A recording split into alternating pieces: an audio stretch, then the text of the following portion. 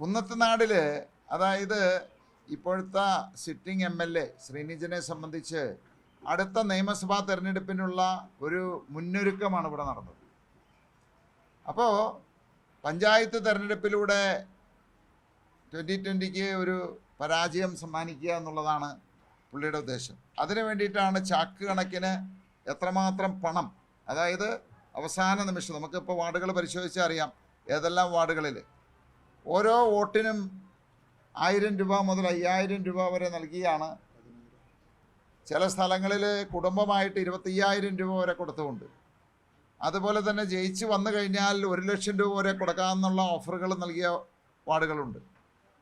അപ്പോൾ പണം കൊടുത്ത് മദ്യം കൊടുത്ത്, കാരണം അത് ഞങ്ങളുടെ ഒരു നയമല്ല, അങ്ങനെ ഒരു പരീക്ഷണമാണ് അവർ നടത്തിയത്. അതിലവർ വിജയിച്ചു എന്നുള്ളതാണത്.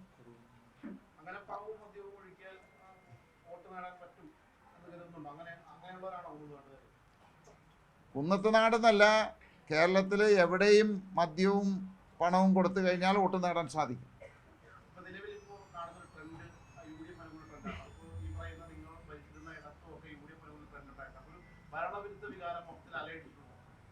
അല്ല, പൊതുവായിട്ട് ഇപ്പോൾ കേരളത്തിലെ സ്ഥിതി നോക്കുമ്പോൾ നമുക്ക് ഇപ്പോഴത്തെ ഭരണത്തിനോടുള്ള ഒരു എതിർവികാരമായിട്ടുണ്ട്. പ്രത്യേകിച്ച് ശബരിമല ഇഷ്യൂ ഒക്കെ, സ്വർണ്ണക്കടത്തുമായിട്ട് ബന്ധപ്പെട്ടൊക്കെ ഒരുപാട് ഭരണവിരുദ്ധ വികാരം അതിൽ വന്നിട്ടുണ്ട്. പക്ഷേ ഈ കുന്നത്തുനാട് 2020 ഭരിക്കുന്ന മേഖലകളിൽ ആ ഒരു ഭരണവിരുദ്ധ വികാരത്തേക്കാൾ കൂടുതൽ പണത്തിൻ്റെയും മദ്യത്തിൻ്റെയും ഒരു ഒഴുക്കാണ് 2020യുടെ നില ഈ രീതിയിലേക്ക് കൊണ്ടുവരാനായിട്ട് അവർക്ക് സാധിച്ചത്.